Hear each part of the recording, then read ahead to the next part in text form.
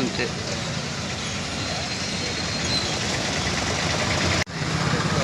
Automatic మనం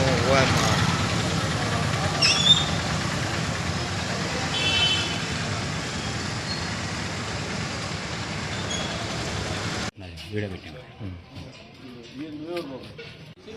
voice message నాకు వద్దు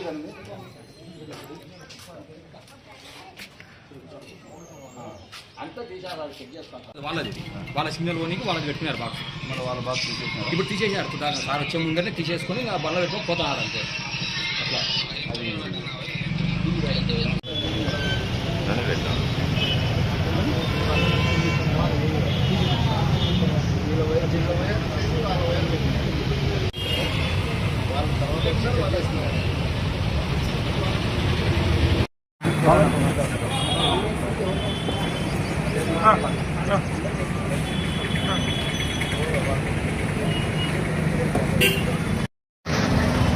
ఉదయం నుంచి కూడా మా కేబుల్ కనెక్షన్ అక్రమంగా దౌర్జన్యంగా లాగాలని భూమా అఖిలప్రియ భార్గవ్ సహాయ సహకారాలతో కొంతమంది మా కనెక్షన్ మా జంక్షన్ లింక్ ఇచ్చి దౌర్జన్యంగా లాగారు. గతంలో కూడా సిరివెల్ల, గోయిందపల్లె, సద్దాం కాలనీ లాగారు.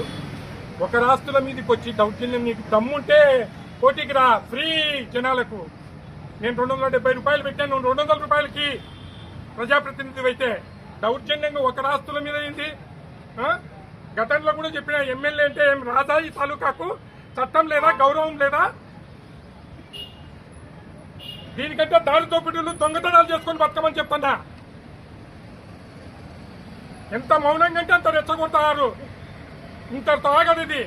ఆళ్ళగడ్డ మొదటి స్థాయికి తీసుకొని వచ్చే పరిస్థితులు కల్పిస్తుంది ఎమ్మెల్యే భార్గవరాముడు. ఏమో ఇంత దౌర్జన్యము? ఒక సొమ్ము మీద వచ్చి నువ్వు పీకేసి కనెక్షన్లు లాక్కుంటావా?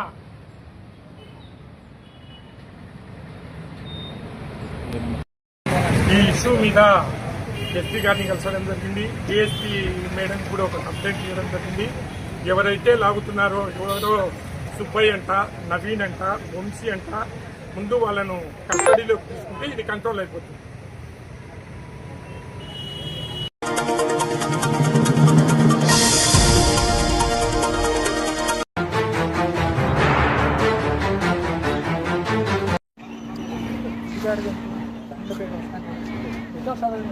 అదే ముందు అదే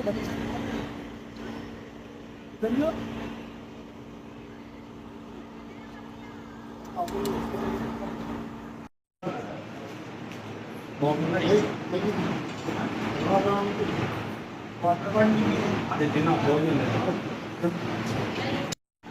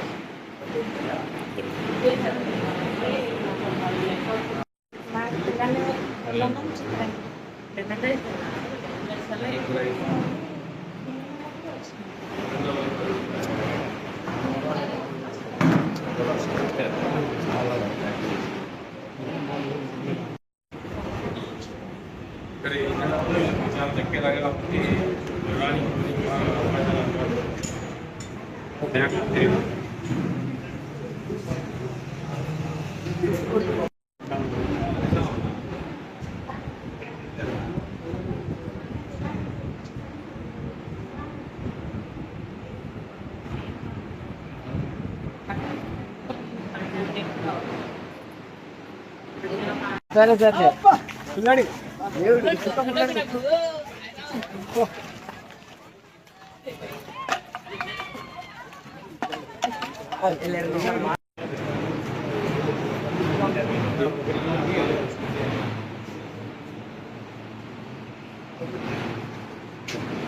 బాగుందా?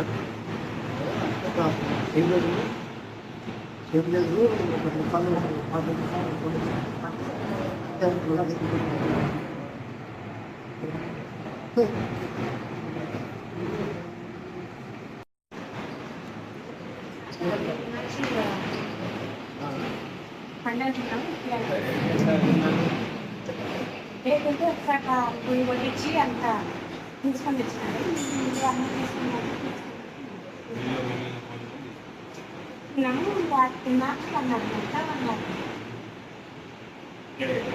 మనం చేస్తామంటే ఎందుకో వాళ్ళు అప్పుడు బండిలో ఇంకా ఇప్పటి వరకు రాలేదు. చిన్న పిల్లల బడి లేదు సార్ ఇక్కడ ఒకటి ఏంటంటే సార్ కనీసం పిల్లలకి అంగన్వాడీ స్కూల్ కూడా లేదు. మీకు తెలుసు కదా, ఇక్కడ బాపనపల్లి నుంచి తీసి ఇక్కడ తెలుసు తెలుసు. ఈడ పెడితే టీచర్లు మేము అక్కడ వేరే దేశం అక్కడ వేరే దగ్గరికి మేనేజ్ చేసి సార్ ఇక్కడ మాట్లాడి ట్రాన్స్పోర్ట్ చేస్తున్నారు.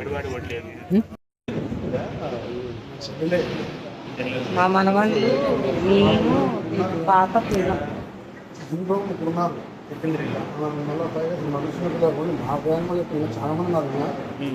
మళ్ళీ ఇంకో చిన్న తమ్ముడు పిల్లలు ముగ్గురు ఉన్నారు. ఇంకో తమ్ముడు పిల్లలు వాళ్ళు చిక్కుడు హాస్పిటల్ ఉన్నారు. ఇంకా మా బావ ఒక అబ్బాయి వాడు హాస్పిటల్ ఉన్నారు. అలా కాక మా తమ్ములో కూడా అక్కడ ఏమో మనకు ఎంతో విషయంలో ఇబ్బంది పడి అయితే ఒక 10 మంది అయితే పైన అదే ఇంట్లో వాళ్ళకి వస్తుంది.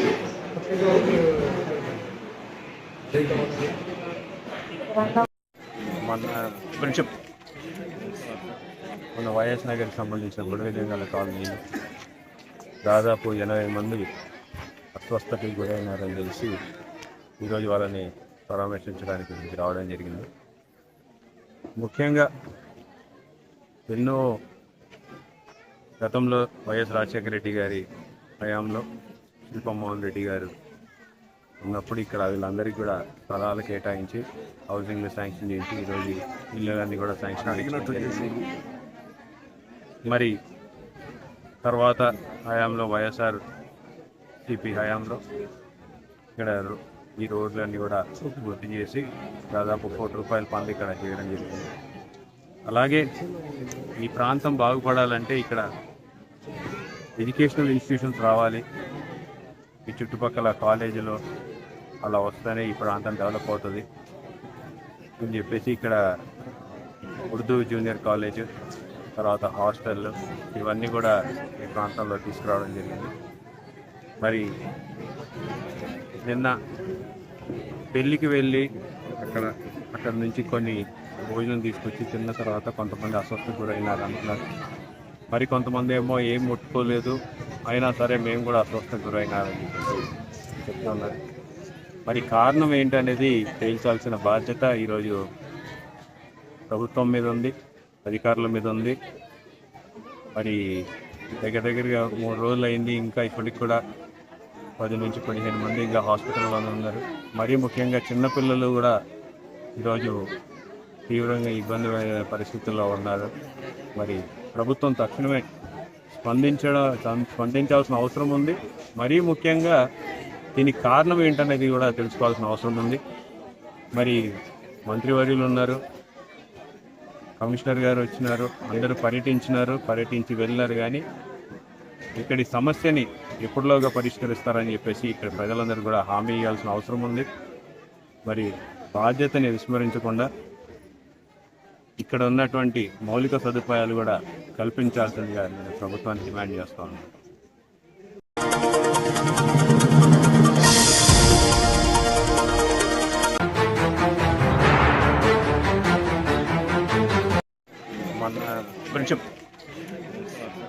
మన వైఎస్ నగర్కి సంబంధించిన బుడగలింగాల కాలనీలో దాదాపు 80 మంది అస్వస్థతకి గురైనారని తెలిసి ఈరోజు వాళ్ళని పరామర్శించడానికి ఇక్కడికి రావడం జరిగింది.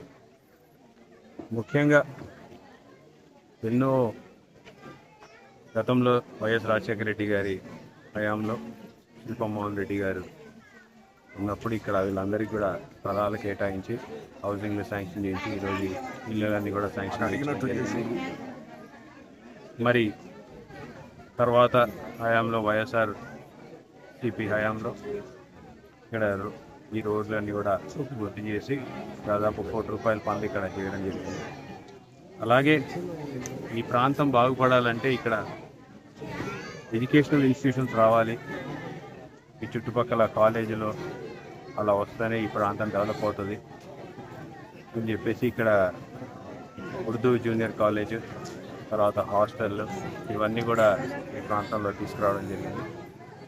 మరి నిన్న పెళ్ళికి వెళ్ళి అక్కడ నుంచి కొన్ని భోజనం తీసుకొచ్చి తిన్న తర్వాత కొంతమంది అస్వస్థకు గురైనారు అంటున్నారు. మరి కొంతమంది ఏమో ఏం ముట్టుకోలేదు అయినా సరే మేము కూడా అస్వస్థకు గురైనారని చెప్తున్నారు. మరి కారణం ఏంటనేది తేల్చాల్సిన బాధ్యత ఈరోజు ప్రభుత్వం మీద ఉంది, అధికారుల మీద ఉంది.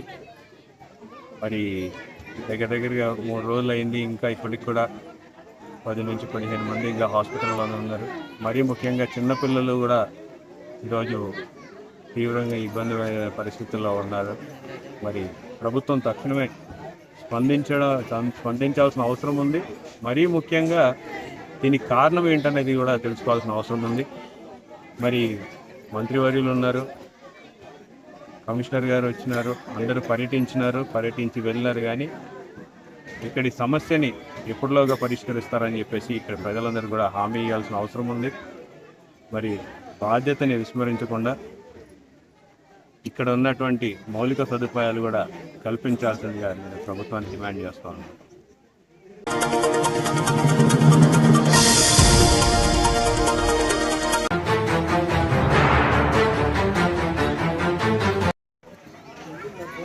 గతంలో వైఎస్ఆర్సీపీ ప్రభుత్వం ఉన్నప్పుడు, అధికారంలో ఉన్నప్పుడు శానిటేషన్ మీద ప్రత్యేక దృష్టితో అప్పుడు ఉన్నటువంటి అధికారులు కూడా పనిచేసే విధంగా మేము ఆదేశాలు ఇవ్వడం జరిగింది. మరి ఈ 2 సంవత్సరాల నుంచి మంత్రిగా ఉన్నారు. మరి ఇచ్చిన తర్వాత శానిటేషన్ ఏ విధంగా తయారైందని అందరూ కూడా గమనిస్తున్నారు. పూర్తిగా శానిటేషన్ని గాలికి వదిలేసిన పరిస్థితులు కనపడుతూ ఉన్నాయి. ఎక్కడా కూడా పట్టణంలో కాలువలు క్లీన్ చేసే పరిస్థితి కనపడటం లేదు, ఫాగింగ్ చేస్తున్నటువంటి పరిస్థితి కనపడటం లేదు, ఎక్కడా కూడా బ్లీచింగ్ పౌడర్ చల్లుతున్నటువంటి పరిస్థితి కనపడటం లేదు, కాలువల్ని క్లీన్ చేస్తున్నటువంటి పరిస్థితి కూడా కనపడటం లేదు. ఎందుకంటే అటు కౌన్సిల్ ఏమైనా తీర్మానించి ఏమైనా పనులు చేయమని చెప్తే కూడా కనీసం పనులు జరిగే పరిస్థితి కూడా లేకుండా చేయడం జరిగింది. కాంట్రాక్టర్లను ఎవరిని కూడా పనులు మొదలు పెట్టకూడదు అని చెప్పేసి, ఎవరిని కూడా కాంట్రాక్టర్లు టెండర్లు వేయకూడదు అన్నట్టుగా ఆదేశాలు ఇవ్వడము, ఇంకా మరీ ముఖ్యంగా కొన్ని చోట్ల టెండర్లు ఓపెన్ చేసేసి వర్క్ స్టార్ట్ చేస్తుంటే కూడా బెదిరించి వాళ్ళని వర్క్ ముందుకు జరగనీయకుండా బిల్లులు కానీయకుండా చేసినటువంటి పరిస్థితి కూడా ఈ ప్రభుత్వంలో చూసాం. కొన్ని చోట్ల అయితే వర్కులు పూర్తయిన తర్వాత బిల్లులు కూడా చెల్లించకుండా ఈ రోజుకి కూడా మున్సిపాలిటీలో వైఎస్ఆర్సీపీ ప్రభుత్వంలో చేసినటువంటి వర్కులకి ఈనాటికి కూడా బిల్లులు చెల్లించలేనటువంటి పరిస్థితిలో ఈ ప్రభుత్వం ఉంది. మరి తర్వాత వాళ్ళ హయాంలో వాళ్ళ టైంలో ఏదో 1-2 రోడ్లు వేస్తే దానికి మాత్రం బిల్లులు మొదటిగా తీసుకొని పాత కాంట్రాక్టర్లు అందరినీ కూడా ఇబ్బంది పెడుతున్నటువంటి పరిస్థితి కూడా ఉంది. మరి ఇవన్నీ కూడా మంత్రివర్యులు ఉంటే ఎన్నో కోట్ల రూపాయలు నంద్యాలకు తీసుకొస్తారు. ఎందుకంటే గతంలో ఎమ్మెల్యేగా మొదటిసారి ఎమ్మెల్యేగా అయినా సరే మేము చేసినటువంటి డెవలప్మెంట్ పనుల కంటే ఈరోజు మంత్రిగా ఉన్నారు, సీనియర్ మంత్రిగా ఉన్నారు. మరి సీనియర్ మంత్రిగా ఉండి ఎన్నో వేల కోట్లు నంద్యాలకు తీసుకొస్తారని ఆశాభావంతో ప్రజలు ఉంటే ఒక్కటంటే ఒక్క పని కూడా ఈరోజు 2 సంవత్సరాలలో చేసిన దాఖలాలు ఎక్కడ కూడా కనపడడం లేదు. మరి ప్రజలందరూ కూడా గమనిస్తున్నారు. నిన్న కూడా ఇక్కడికి రావాలంటే కూడా రాలేనటువంటి పరిస్థితుల్లో ఈరోజు తెలుగుదేశం నాయకులు ఉన్నారంటే ప్రభుత్వం ఏ రకంగా పరిపాలిస్తుంది అనేది ఒకసారి ఆలోచించుకోవచ్చు అని చెప్పి కూడా తెలియజేస్తాను.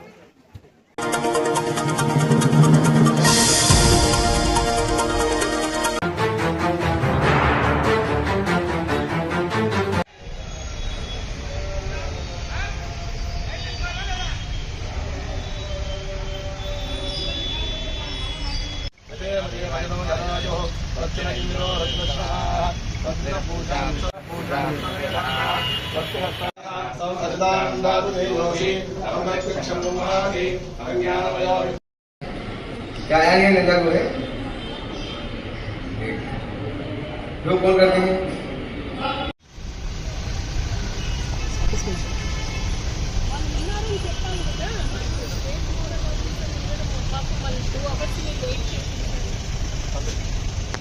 तस्मै ब्रह्म च ब्रह्मा च आयुकीर्तिमृतां ददुः शतमानं भवति शतायुष्पुरुषशतेन्द्रिय आयुष्येवेन्द्रिये प्रतिष्ठति उन्नतोन्नत अधिकारप्राप्तिरस्तु श्री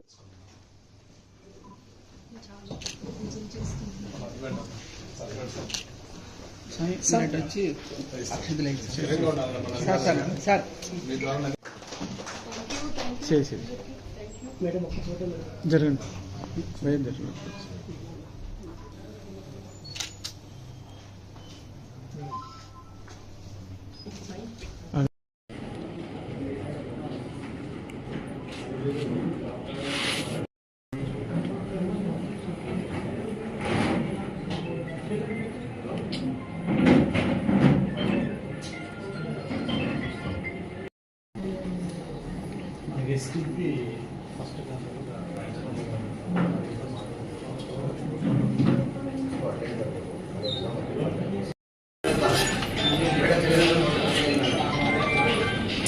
शतमानं भवति शतायुष्पुरुषशतेन्द्रिय आयुष्येवेन्द्रिये प्रतिष्ठति ध्रुवं राजा वरुणो ध्रुवं देवो बृहस्पतिः ध्रुवं इन्द्रश्चाग्निश्च राष्ट्रं धारयतां ध्रुवं ध्रुवम् अयमुहूर्तः सुमुहूर्तोऽस्तु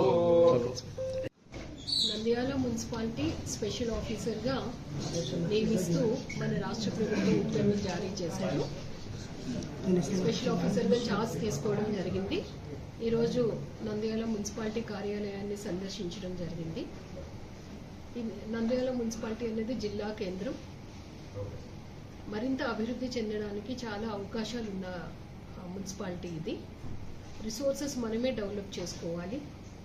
ఆ రిసోర్సెస్తో చక్కగా మన నంద్యాల మున్సిపాలిటీని అభివృద్ధి చేసుకోవాలి అంటే ప్రజలు ఖచ్చితంగా సహకరించాలి. ఎవరైనా మున్సిపాలిటీకి వచ్చారు అంటే మున్సిపాలిటీ చాలా ఆహ్లాదకరంగా కనపడాలి అంటే మనం ఎక్కువగా శానిటేషన్ పైన దృష్టి పెట్టాల్సిన అవసరం ఉంది.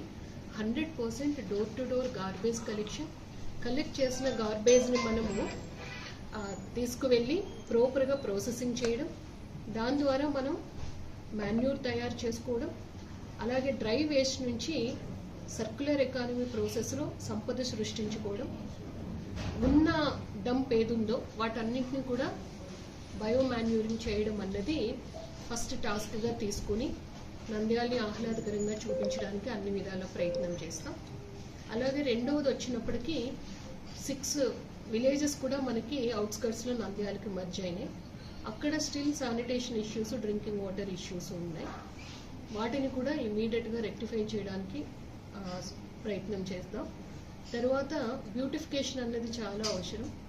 నంద్యాల ఎంటర్ అయ్యే దగ్గర నుంచి లోపల అన్ని ప్రాంతాల్లో కూడా రోడ్స్ కావచ్చు, లేదు అంటే మనకి ఎక్కడెక్కడ కాన్స్పిక్యూస్ ప్లేసెస్ ఉన్నాయో వాటిని సుందరంగా తీర్చిదిద్దడం, గ్రీనరీ పెద్ద ఎత్తున డెవలప్ చేయడం, అలాగే ఎక్కువగా ఉపయోగపడేవి అంశాలని మనం వైడ్ పబ్లిసిటీ ఇవ్వడం, ఇవన్నీ చేస్తే స్వచ్ఛ సర్వేక్షణలో ర్యాంకింగ్లో కూడా నంద్యాల ముందంజలో ఉండడానికి అవకాశం ఉంటుంది. కాబట్టి వీటన్నింటిపైన కూడా దృష్టి పెట్టి, అలాగే 4వది మనకి ఇవన్నీ పనులు చేసుకోవాలంటే రిసోర్సెస్ ఉండాలి. రిసోర్సెస్ అంటే హౌస్ ట్యాక్స్ ప్రాపర్గా కట్టాలి, ట్రేడ్ లైసెన్సెస్ ప్రాపర్గా కట్టాలి, బిల్డింగ్ ప్లాన్స్ ఏమున్నాయో ప్రొసీజరల్గా తీసుకోవాలి, వేకెంట్ ల్యాండ్స్ ఎక్కడున్నాయో వాటికి ప్రాపర్గా ట్యాక్స్ కట్టాలి. అలాగే చాలా అంశాలపైన మున్సిపల్ వాటికి పన్ను చెల్లించాల్సిన అవసరం ఉంటుంది. సర్వీసెస్ తీసుకున్నప్పుడు మనం పన్ను చెల్లించాలి.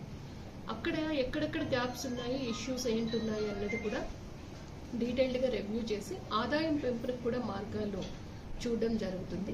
దాని ద్వారా మనకి ఎప్పుడు ఆదాయం పెరుగుతుందో అభివృద్ధి కార్యక్రమాలు కూడా అవకాశం ఉంటుంది. అలాగే ఇక్కడ మనకి మంత్రివర్యులు ఉన్నారు, ఫరూక్ సార్ మంత్రివర్యులు, ఇతర ప్రజాప్రతినిధులు, అలాగే అధికార బృందం అందరితో కలిపి సమన్వయపరుచుకుంటూ నంద్యాల మున్సిపాలిటీని ది బెస్ట్గా చూపించడానికి అన్ని విధాల ప్రయత్నం చేయడం జరుగుతుంది.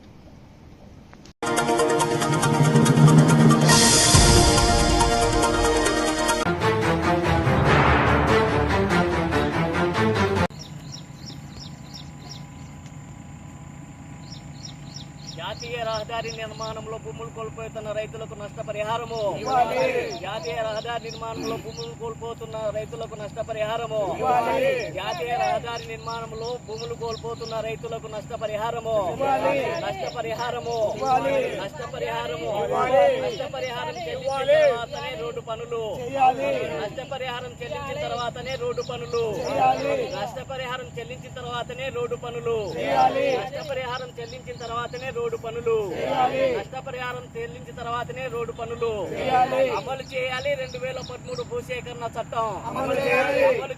2013 భూసేకరణ చట్టం అమలు చేయాలి. 2013 భూసేకరణ చట్టం అమలు చేయాలి.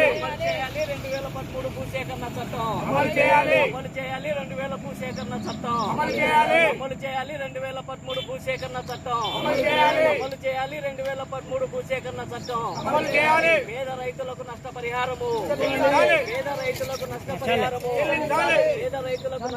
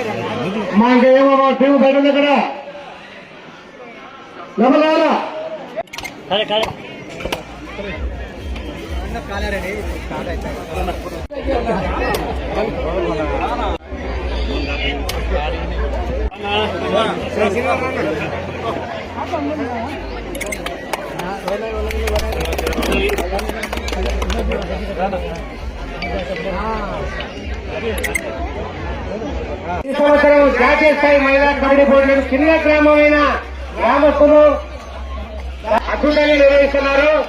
ఈ సంవత్సరం కూడా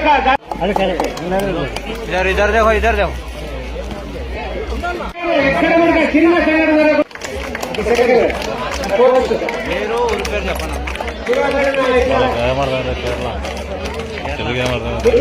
మిగతా రాష్ట్రాలు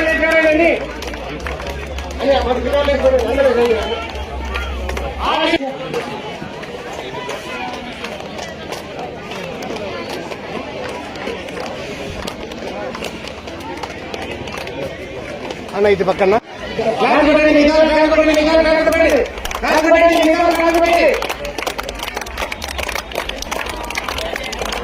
వైజాగ్ స్టేట్ చెప్పండి. స్టేట్ జిల్లా వైజాగ్ విజయనగరం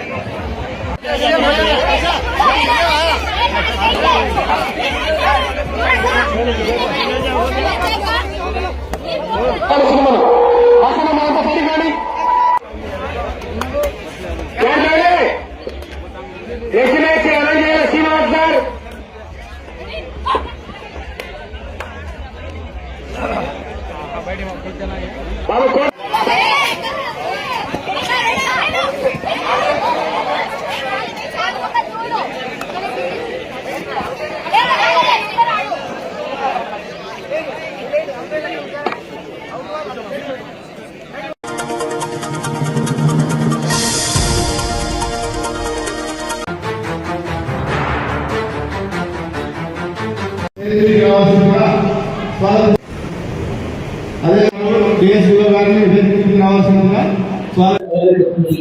సో ఇటువంటి ఎక్స్పీరియన్స్ అనేది చాలా ఇంపార్టెంట్. సో బిఫోర్ మనకు మళ్ళీ మీకు జాబ్ ఆపర్చునిటీస్ మనలో ఏ స్కిల్స్ ఇంప్రూవ్ చేసుకోవాలి ఎగ్జామ్ వీక్ గవర్నమెంట్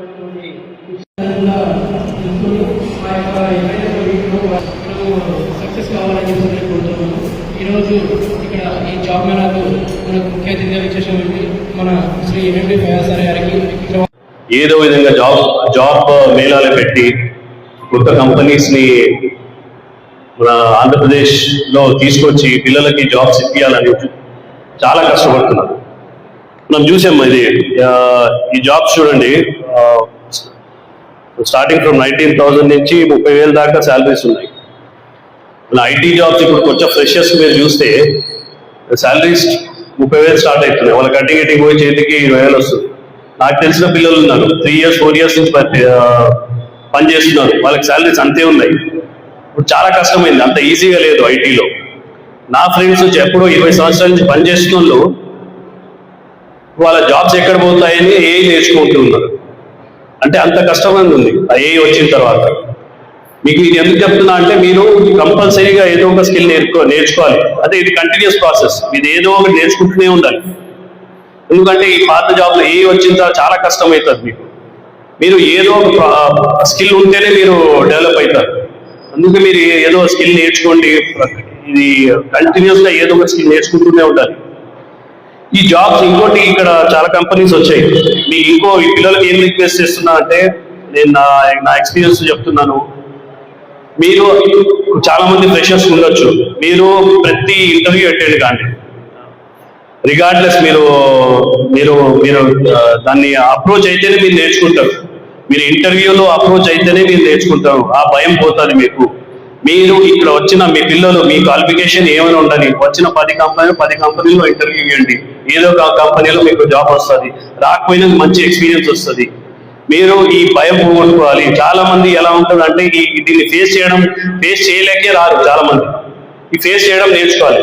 మీరు అందరికీ రిక్వెస్ట్ చేస్తున్నా, ఇక్కడ వచ్చిన పిల్లలకి ఈ వచ్చిన ఎన్ని కంపెనీస్ ఉన్నాయో చాలా పెద్ద కంపెనీస్ కూడా ఉన్నాయి. డాక్టర్ రెడ్డిస్ ఉంది,